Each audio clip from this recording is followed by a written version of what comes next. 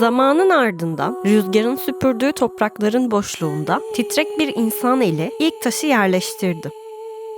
O taşı bir diğer taş izledi ve bir yuva yükseldi. Göçebe ayak izlerini toprağa karıştığı o ilk an, şehirlerin uçsuz bucaksız hikayesi doğdu. Başta bir avuç toprağı ehlileştirmekti amaç. Ardından ufka hayaller dikmek. Her yerleşim bir umutla başladı. Her duvar yalnızca bir sığınak değil, aynı zamanda görkemli bir meydan okumanın diliydi. İnsanın hayal gücü taşı, çamuru, çeliği işleyerek bir güç, bir hikaye yarattı. İlk köylerin titrek çatıları ziguratların görkemine dönüştü. Onların gölgesinden yeni bir gürültü doğdu. Yaşamın gürültüsü. Doğumlar, ölümler, ticaretin çalkantıları, kahkahalar ve hüzünler. Ve böylece şehirler büyüdü. Onlar büyüdükçe insanın düşleri de büyüdü. Çatıdan mahallelere, şehir devletlerinden modern metropollere ulaşan bu yolculuk aslında bir arayıştı. Güvenin ve huzurun, düzenin ve güzelliğin, insanın kendini yücelttiği bir yapının arayışı. Toprağın sakince işlendiği ilk tapınaklardan yıldızlara yükselen gökdelenlere kadar tüm bu hikaye insanlığın var olma çabasıydı. Şimdi ayakta duran bu şehirler her biri birer anıt, kişi ve zaman kesişiminin bir resmi. Ve biz bu taşlarla dolu hikayenin içinde yürüyoruz. Bir zamanlar seslerinin yankılandığı ve hayallerin şekil bulduğu o patikalardan geçerek. İnsanlık bir zamanlar rüzgarın izindeydi. Avın peşinde savrulan gölgeler gibi. Ayaklarının ardında bıraktığı izler yağmurla silinir, zamanın içinde kaybolurdu. Ama sonra tohum her şeyi değiştirdi. Milattan önce 12.500 yılında Tufyan halkı göçebe adımları durdurup kök salmanın ilk taşlarını döşedi. Barınaklar ağırlaştı, duvarlar yükseldi. Tahıl ambarları mevsimlerin geçişinden bağımsız bir güven verdi. Eller artık yalnızca avlanmıyor, aynı zamanda varoluşu işliyordu. Deniz kabukları ve bakır uzak toprakların hikayesini taşırken kasabalar ticaretin canlı nabzıyla atıyordu. Doğayla yapılan bu sessiz anlaşma yalnızca toprağa değil, insanın zamana da kök saldığı o ilk yankıyı yarattı. Rüzgar yine esiyordu ama artık izler silinmiyordu. Sonsuzluğun ilk taşları tarihin sabrıyla döşenmişti. Milattan önce 11.500 yılında Suriye'nin Tel Abu Hureyra'sında insan elleri mızrakları bırakıp sabanlara uzandı. Buğday ve arpa filizlenirken hayvanların ehlileştirilmesiyle doğa artık daha yakın bir dosttu. Toprak yalnızca bereket değil, aynı zamanda bir bağ sunuyordu. Geçmişin rüzgarlarını geride bırakan sağlam bir bağ. 11.050 yılına gelindiğinde ise yabani çavdar evlerin yakınına taşındı. Geçici barınaklar yerini kerpiç duvarların güvenliğine bıraktı. Hayatın telaşı dingin bir ritme dönüştü. Sadece var olmaktan çok kök salmaya dair bir hikaye yazılıyordu. İnsanlık toprağa bağlandıkça kendi varoluşunun anlamına daha da sarılıyordu. Ürdün'de milattan önce 10.300 ile 9.550 arasında aynı Gazal'da 3.000 kişilik bir topluluk bir araya geldi. Buğday ve arpa tarlalarına yayılan keçiler yalnızca geçim kaygısının değil, kirlenen inançların sessiz tanığıydı. Kireç sıvalı figürler insan eliyle yoğrulan bağları ve paylaşılan umutları fısıldıyordu. Aynı yıllarda Fırat kıyısındaki Mureyba'da taş aletler toprağı usulca keşfetti. Natufyan kültürü avcıların ellerinden dökülen tohumlarla geleceğin şekillerini çiziyordu. Buradaki her adım bilinmeyenin sınırında bir umuttu. Sonra Ceriko yerleşimi geldi. Filistin'in sıcak topraklarında milattan önce 10.000 yılı civarında kamp yerinden daha fazlasına dönüşen bu yer çevresini saran taş duvarlarla bir irade simgesiydi. Sel ve saldırılara karşı yükselen bu duvarlar insanoğlunun sadece hayatta kalma değil, yaşamı koruma kararlılığının sessiz şahitleriydi. Her taşı insanın kök saldığı bir dünya hayaliyle yerleştirildi. Milattan önce 9500 yılına gelindiğinde Tel Abu Hureyra yeniden doğdu. Tahıllar özenle depolanıyor, koyunlar insanlar tarafından evcilleştiriliyordu. Bu gelişmeler gıdaya erişim ve çevrenin dizginlenmesinde bir dönüm noktasıydı. İnsanlık doğayla yaptığı uzun mücadelenin ortasında sabrı ve zekasıyla bu köyde iz bıraktı. Şanlıurfa'nın topraklarında M.Ö. 9130 yılında Göbekli Tepe'nin taş sütunları göğe doğru uzanıyordu. Tarım öncesi eller devasa T biçimli taşlara hayat verirken hayvan figürleri toprağın altında yankılanan inançları yansıtıyordu. Bu kutsal alan insan zihninin bilinmeyene yol aldığı o ilk adımları anlatıyordu. M.Ö. 9000 yılında Kıbrıs'ın Kirokitya kenti taş yapılı yuvarlak evleriyle sahnede belirdi. Düzenli sokaklar ve tarımın yankıları bu yaşamda bir düzenin ve yarının fısıldadığını gösteriyordu. İnsanlık yalnızca hayatta kalmanın ötesine geçmiş, varlığını tarihe işliyordu. M.Ö. 9000 ile 4000 yıllar arasında Mezopotamya'da tarih öncesi çiftçiler medeniyetin ilk kıvılcımını tutuşturdu. Basit evlerin ve ortak alanların bir araya getirdiği köyler yalnızca yaşamı değil, bir arada olmanın anlamını da dokuyordu. Zamanla bu köyler daha geniş ufuklara bakan kasabalara dönüştü. İnsanlık rağa kök salarken hayal gücünü geleceğe uzattı. Lübnan'ın eşsiz topraklarında M.Ö. 8000 yılında Biblos doğdu. Fenike'nin bir limanı olarak papirüs ve ahşapla kurulmuş antik bağlar, insanın kendisini ve dünyayı yeniden tanımladığı ipuçlarını taşıyordu. Ticaret aynı zamanda fikirlerin de akışını sağlıyordu.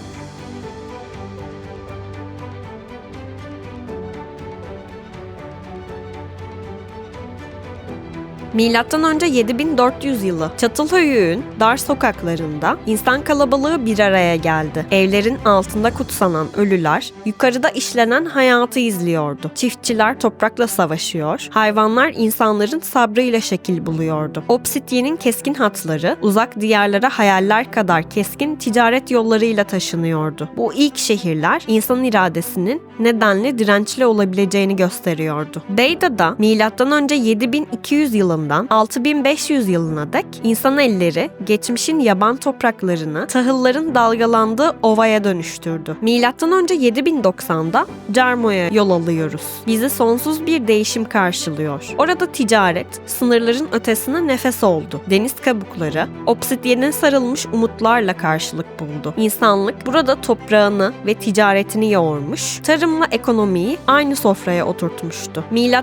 6500 yılıydı. Telbrak, Dicle Vadisi'ne uzanan bir eşik gibi yükseldi. Bir ticaret ve yönetim merkezi olarak hayatın kalbi burada atıyordu. İnsan elleri şehirleşmenin ilk izlerini toprağa işlerken ekonomi ve sosyal yapı birleşerek bir uyum yaratıyordu. Tepeguran'da M.Ö. 6400 yılına gelindiğinde basit ama güçlü bir hikaye yazılıyordu. Kurak topraklar tarım ve hayvancılıkla nefes alıyor, hayat avlanan hayvanların gölgesinde şekilleniyordu. Bu sessiz köy kendi kendini besleyen bir sistemin zarif ve sade mütevazılığını yansıtarak insanlığın tükenmeyen yaratıcılığını gösteriyordu. Tel Halaf'ta M.Ö. 6100 yılından 5400'e kadar sanat konuşmaya başlamıştı. Şekillenen çanak çömlekler, geometrik desenler ve hayvan figürleriyle insanlar dünyayı anlamlandırıyordu. Eller sadece zanaatı değil, inançlarını ve hayallerini de betimliyordu. Halaf kültürü, toprağın sessiz diliyle insan ruhunun yaratıcılığını tarihe kazıyordu. Türkiye'deki hacılar bir dönem terk edilmişken insan elleri orayı yeniden bulmuştu. Neolitik çağın ruhuyla yeniden şekillenen bu topraklarda çömleklerde hayat ve hayal birleşti. Seramik ustalarının izleri toprağın içinde yeni standartlar belirlerken her motif bir hikayeyi anlatıyordu. Bu hikaye yaratıcılığın hikayesiydi. Ugarit'in duvarları yalnızca taştan yapılan bir savunma değil, düzen için atılmış ilk adımlardı. Bu ufak tahkimatlı kasabanın içinde hayat, birlikte var olmanın hünerli bir örneğini gösteriyordu. Toprağa işleyen eller, geleceğin Fenike ticaretine bir temel atıyor, düzenin ilk notalarını yazıyordu. Suriye'nin Bakos köyünde Samarra kültürünün ince dokunuşları hissediliyordu. Zarafetle şekillenen çömlekler yalnızca sanatın değil, toplumsal ruhun bir aynasıydı. Her detay insan elinin doğayla uyum içinde var olduğu bir dönemden fısıldıyordu. Bu zarafetin içinde tarih yeniden ve yeniden yaratılıyordu. Geçmişin köklerinde insan ruhunun hayal gücü, yaratma arzusu ve bir araya gelerek köylerden şehirlere uzanan cesareti vardı.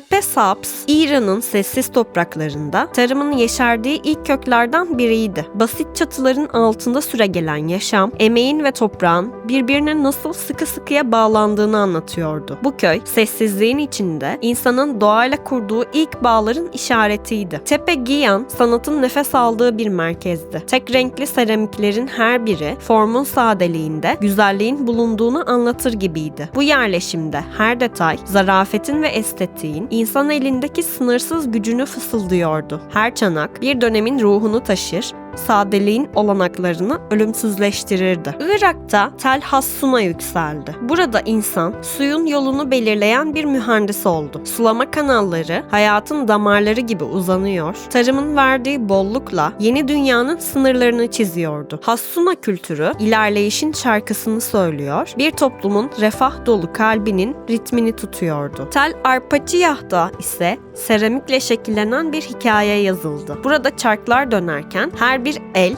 sanat yaratıyor, her desen bir rüyayı süslüyordu. Form ve estetiğin zamansız dansı bu zanaat köyünün sessiz sokaklarına kazınmıştı. İnsan eli, güzelliği ve işlevi aynı anda dokur gibi doğanın dokusuna hayat veriyordu. Milattan önce 6000 yılıydı. Ubayd halkı Mezopotamya'nın ufuklarında yeni bir çağın tohumlarını ekiyordu. Taş devrinden bakır çağına geçerken ellerdeki bakır aletler yalnızca toprağı değil, düzenin ve toplumun yeni kurallarını da şekillendiriyordu. Babadan oğula nesiller boyu liderler yavaş yavaş yükselen bir düzenin iplerini tutarken küçük köyler birbirlerine bağlanıp gelişmenin merkezlerine dönüşüyordu. Aralarında Uruk, geçmişi ve geleceği birlikte taşıyan bir yıldız gibi parlıyordu. Tel Zeydan Milattan önce 5500 yılında bu hareketin batıya doğru açılan kapısı olmuştu. Tüccarlar taş ve bakırın ötesinde fikirler ve gelenekler taşırken ticaret yollarında yankılanan ayak sesleri kültürün ritmini oluşturuyordu. Zeydan yalnızca bir yerleşim değil, insan ruhunun yeni arayışlarının yaşandığı hareketli bir kavşaktı ve milattan önce 5400 yılında Eridu yükseldi. Anıtsal tapınakların gölgesinde şehir, insanın kolektif hayal gücünün bir meyvesi gibi duruyordu. Toprağa kazınan her taş, gelecekteki uygarlıkların zeminini hazırlıyordu. İnsan burada sadece bir yerleşen değil, üreten, inanan, hayal kuran bir varlık olarak yeniden tanımlanıyordu. Bu şehirlerin derinliklerinde eller ve zihinler sadece kendi devrine değil, gelecek çağlara da bir hediye tasarlıyordu. Küçük bir dünyanın sınırlarını aşan bu hikaye, insanlığın sınır tanımayan azmini asırlar boyunca sürdürecekti. Milattan önce 5000 yılına gelindiğinde Nippur yükseldi. Sümerler için kutsal olan bu topraklarda Enlil tapınağının gölgesi hayallerin ve duaların üzerinde süzülüyordu. Dini bağlılık ile yönetimin iç içe geçtiği bu mekan toprağın yalnızca yaşam değil, ruhun varlığına da ev sahibi olduğunu fısıldıyordu. İnsan burada hem inançlarıyla hem de gücüyle şekilleniyordu. Tel Es-Savvan, Dicle Nehri'nin kıyısında toprağı sadece tarım için değil, yaşamın bereketi içinde işledi. Taş eller sulama yollarıyla nehre yön verdi. Tarla başlarında dökülen ter, antik Mezopotamya'nın damarlarında akan hayattı. Tepe Gavra'da sütunlar ve nişlerle dokunmuş tapınak, zamansız bir anıt gibi duruyordu. Dine ve topluma aynı anda adanmış bu yapılar, bir toplumun yaratıcı dehasının en saf izlerini taşıdı. Her motif, taşla insan hayal gücünün nasıl şekillendiğini anlatıyordu. Ve Can Hasan, Anadolu'da bir başka hikaye yazıyordu. Bakırı mücevherlere dönüştüren zanaatkarların elleri, her ayrıntıda güzelliğe olan inancı işaretlemişti. Topuz başlarının kıvrımları, ruhun metaforları gibi yükseliyordu. Tüm bu yerlerde insanlık çoktan göçebe ayak izini toprağa teslim etmişti. Şimdi zihinle, ellerle, inançla dokunan bir dünya kuruluyordu. Toprağın sesi artık yalnızca yaşamı değil, tarihi ve geleceği de yaratıyordu. Bu dünya, insanın sonsuz hayal gücüne bir tanıklık, aynaydı. Milattan önce 2900 yılında Uruk'un sokaklarında hayatın izleri yankılandı. Devasa ziguratları göğe yükselirken insan elleri çivi yazısını taş tabletlere nakşetti. Bu şehir tarımın bereketi, ticaretin canlılığı ve sanatın zarafetiyle büyüyen bir dünyanın kalbiydi. Her taş, her yazı insanın kolektif hayal gücünü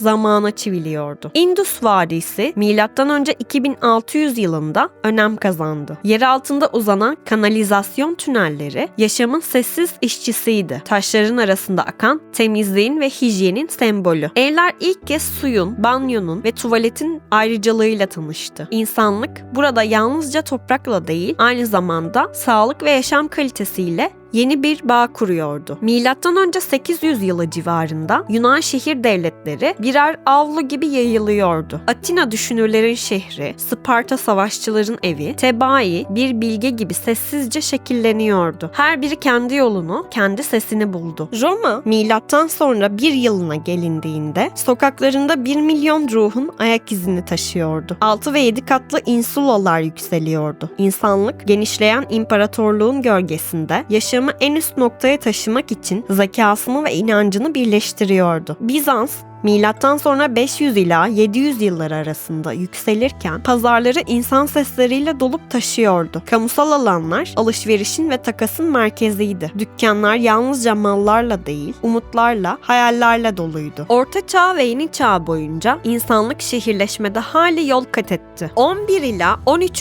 yüzyılda Konya, Selçuklu'nun taşlara işlediği bir şiirdi. Alaaddin Tepesi'nin zirvesindeki saray, şehrin düzenini gözetirken kalın surlar güvenin sessiz bekçisiydi. Surların içine girildiğinde taş döşeli yollar ziyaretçileri Karatay Medresesi'nin taç kapısındaki ince işçiliğe yönlendirirdi. Şehir mimarisiyle hem göze hem ruha hitap ediyordu. Taş avlulara açılan camiler, ahşap direkli hanlar ve geniş meydanlar yaşamın akışını düzenliyordu. Sokaklar ahşap cumbalarıyla serin gölgeler yaratırken çeşmelerden akan suyun sesi taş yapıların arasında yankılanıyordu. Çarşı bu mimari armoninin en canlı parçasıydı. Kapalı dükkanlar işlemeli revaklarla çevriliydi. Bakır ustalarının tokmak sesleri sabırla işlenen bir şehrin ritmini yansıtıyordu. Minareler geceleri yıldızlara uzanan parmaklar gibi göğe işaret ederdi. Konya taş duvarların ardında bir düzen ve incelik dünyasıydı. Yeni Çağ'da İstanbul.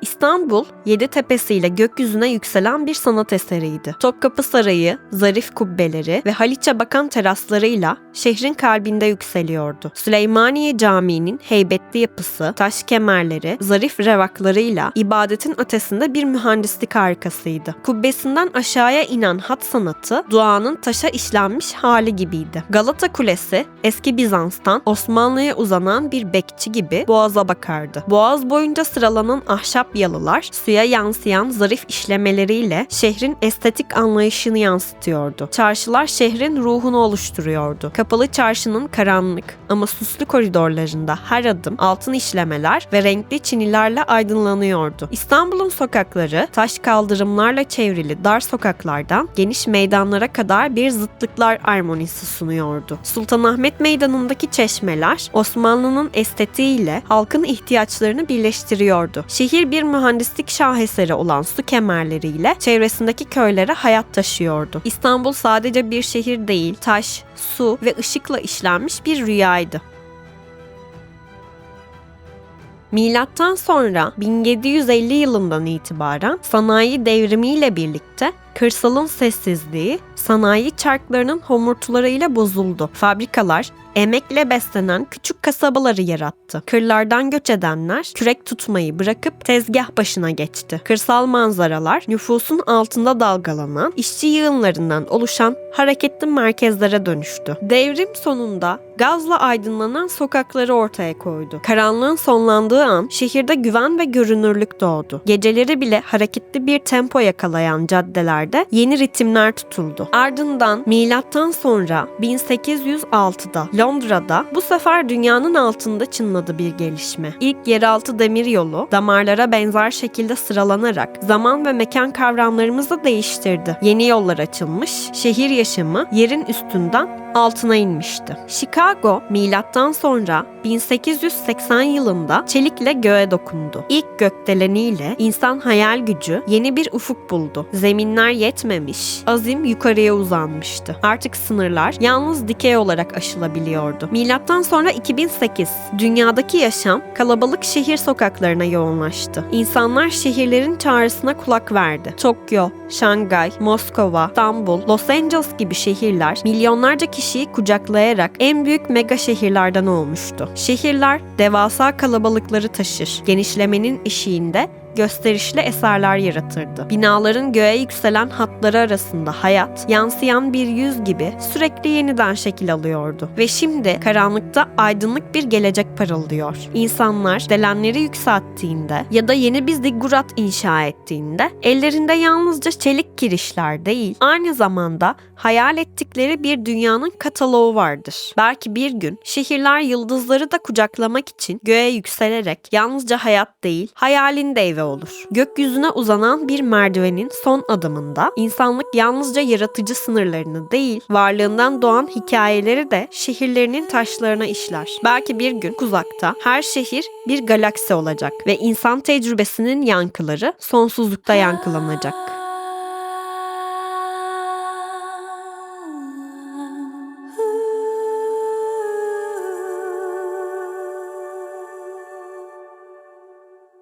Ah